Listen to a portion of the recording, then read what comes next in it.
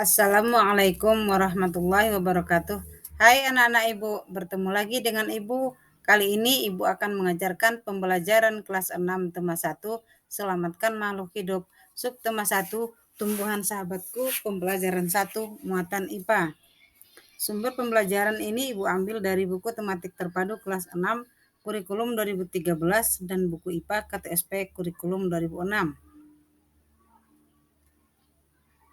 Kompetensi dasar pada hari ini adalah yang pertama, KD 3.1 membandingkan cara perkembangbiakan tumbuhan dan hewan. KD 4.1 menyajikan karya tentang perkembangbiakan tumbuhan. Tujuan pembelajaran pada hari ini adalah yang pertama, setelah mengamati bunga, siswa mampu mengidentifikasi perkembangbiakan generatif melalui gambar yang dibuatnya dan manfaatnya dengan benar. Yang kedua, setelah berdiskusi, siswa mampu melaporkan perkembangbiakan generatif melalui tabel dan manfaatnya dengan benar. Apa yang kalian ketahui tentang tanaman ini? Apa manfaatnya dalam kehidupanmu? Apa yang ingin kalian ketahui tentang tumbuhan sebagai sumber makanan? Perhatikan gambar berikut. Hewan dan manusia memperoleh manfaat dari tumbuhan. Manfaat tumbuhan bagi manusia antara lain yang pertama, sumber energi. Yang kedua, sebagai sumber vitamin untuk menjaga kesehatan tubuh. Yang ketiga, sebagai sumber oksigen untuk bernafas. Yang keempat, sebagai pengikat air dalam tanah. Yang kelima, sebagai peneduh dan memberi keindahan kehidupan. Lalu, apa manfaat tumbuhan bagi hewan? Manfaat tumbuhan bagi hewan adalah sebagai sumber energi. Kemudian tumbuhan merupakan sumber energi bagi manusia dan hewan. Tumbuhan adalah produsen, penghasil cadangan makanan, dan sumber oksigen untuk bernafas. Coba kalian bayangkan jika tumbuhan tidak ada. Beberapa hal yang akan terjadi jika tumbuhan tidak ada antara lain manusia dan hewan tidak memiliki sumber makanan. Dan tentu bumi akan gersang sehingga kehidupan akan berakhir.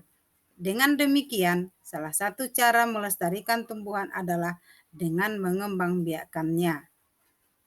Perhatikan gambar berikut. Ini adalah gambar salah satu cara perkembangbiakan tumbuhan. Tumbuhan dapat berkembang biak secara kawin atau generatif dan tidak kawin atau vegetatif. Gambar ini adalah salah satu contoh tumbuhan yang berkembang biak dengan generatif. Tumbuhan yang memiliki biji mengalami perkembangbiakan secara generatif. Sementara itu, tumbuhan yang tidak memiliki biji pada umumnya berkembang biak secara vegetatif. Perkembangbiakan secara generatif dialami oleh tumbuhan berbiji.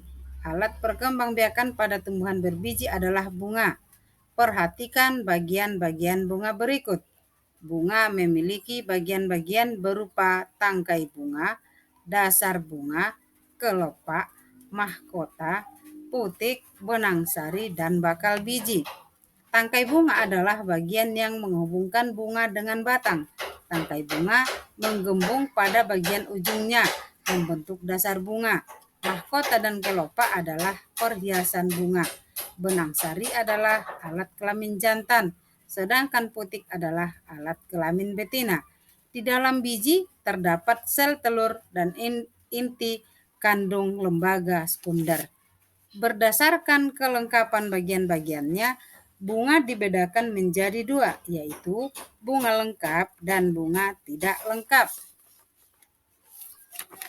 Bunga lengkap adalah bunga yang memiliki semua bagian-bagiannya, seperti kelopak, mahkota, benang sari, dan putik. Contohnya bunga sepatu. Bunga tidak lengkap adalah bunga yang tidak memiliki salah satu atau lebih bagiannya. Contohnya bunga bougainville. Berdasarkan kelengkapan alat kelaminnya, bunga dibedakan menjadi dua, yaitu bunga sempurna dan bunga tidak sempurna. Bunga sempurna adalah bunga yang memiliki putik dan benang sari. Contohnya bunga mangga, bunga jambu, dan lain-lain. Bunga tidak sempurna adalah bunga yang hanya memiliki salah satu alat kelamin. Bisa saja bunga tersebut hanya memiliki benang sari atau hanya memiliki putik. Contoh bunga jantan adalah bunga malai pada bunga jagung. Contoh bunga betina adalah tongkol jagung. Bunga disebut alat perkembangbiakan karena menghasilkan biji. Biji adalah bagian tumbuhan yang dibentuk dari hasil pembuahan bakal biji. Biji memiliki beberapa bagian. Coba kalian perhatikan gambar berikut.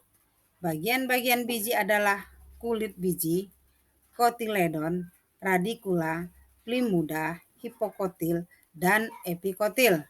Berdasarkan letak bakal bijinya, tumbuhan biji dibagi dua, yaitu tumbuhan biji terbuka dan tumbuhan biji tertutup.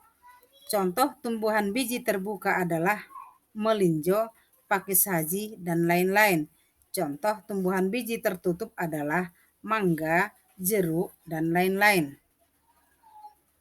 Tumbuhan berbiji tertutup dibedakan menjadi dua, yaitu tumbuhan berkeping satu atau monokotil dan tumbuhan berkeping dua atau dikotil.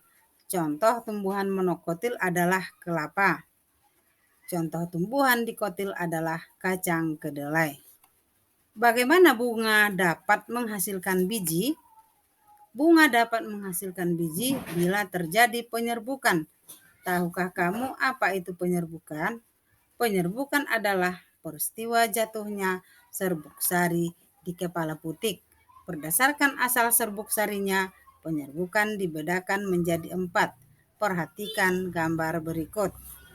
Penyerbukan sendiri, penyerbukan tetangga, penyerbukan silang, dan penyerbukan bastar.